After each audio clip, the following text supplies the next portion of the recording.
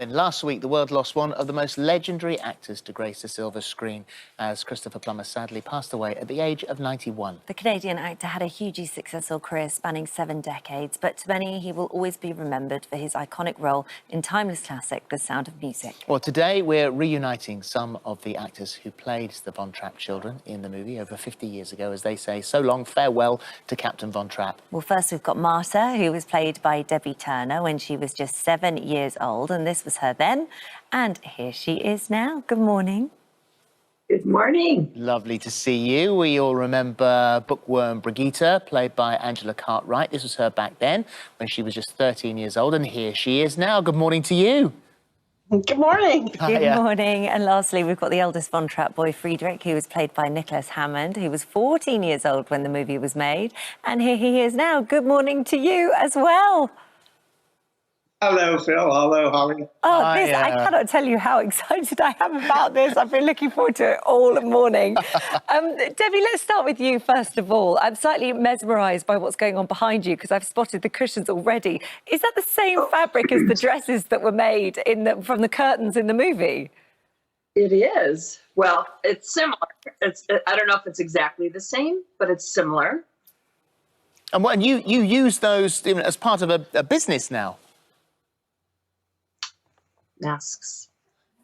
That is music. I want one of those. It's the best. Look at that. I want one of those. So, Debbie, what was life like for you after the movie? Did you carry on acting? What did you do?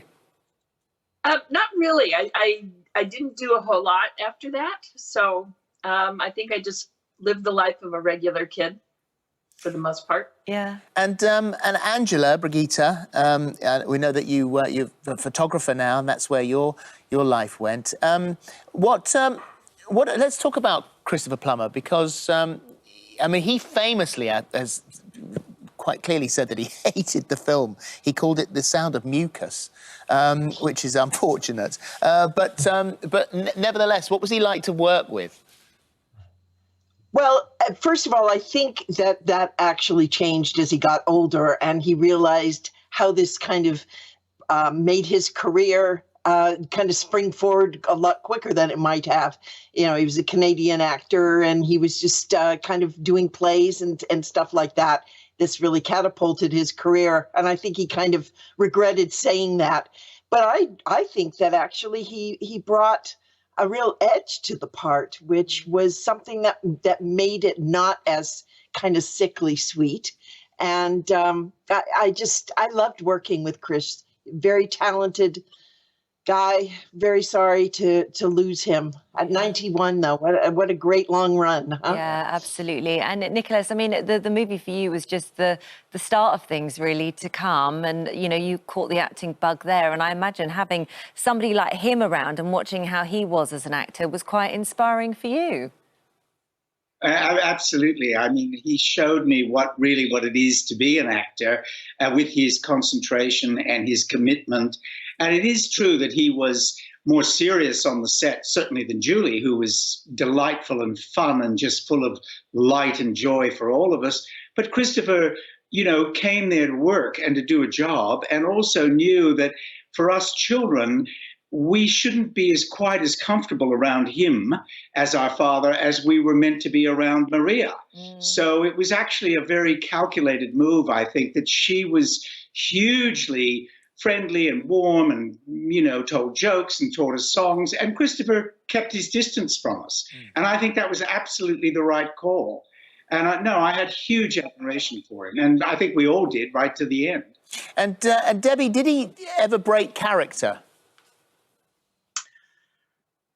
Occasionally, not real often, but there was one time, and I don't know, Ange and Nikki, if you remember this, but we were doing the scene after we had come back from berry picking, and I think he was facing me, and he was saying, "Marta, you know, where were you really?"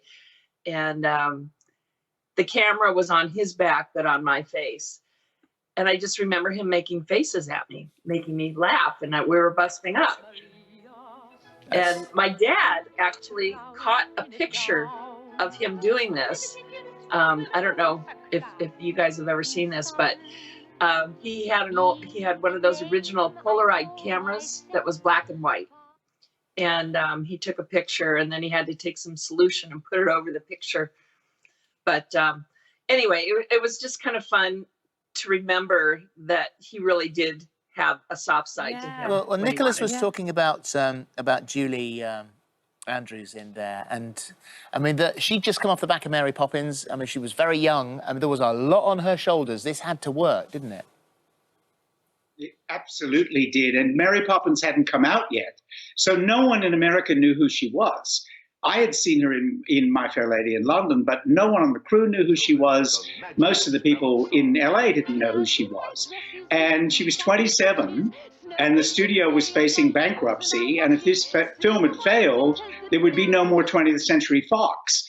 And all that was on the shoulders of a 27-year-old girl. And really, when you think of what she did in that film, it's the most astonishing accomplishment. And to this day, I think all of us love her very, very much. Don't we, She was nominated for Mary Poppins while we were in Salzburg. Do you remember that? That's right. When she got nominated for it, yeah.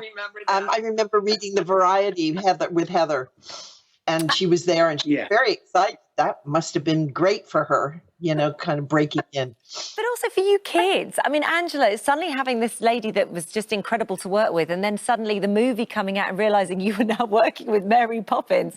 You must have been wanting her to sing those songs as well. Did she ever do that? Oh, did she teach us the songs from Mary Poppins? Absolutely. Oh. I can still say supercalifragilisticexpialidocious backwards. Oh, really? Yes, docious-expialidocious-fragilisticexpialidocious. She'd be very proud of you. She was lovely to be around, and a great energy, and we had such a great time on the whole film. It was just it was a joy from beginning to end. Yeah, I think we together for a year, weren't you? Was it a year filming? Pretty much. Yeah, well, too. We've done publicity and the opening. It was a good 12 months. Yeah. And we were so lucky. Debbie, I mean, you think about, I don't know how the audition went to get that role, but if you think about the amount of child actors at the time that had heard about that role, that had wanted that position, and it landed on your shoulders, and you were so young, I guess it's only with hindsight that you realise what a huge gig that was at the time.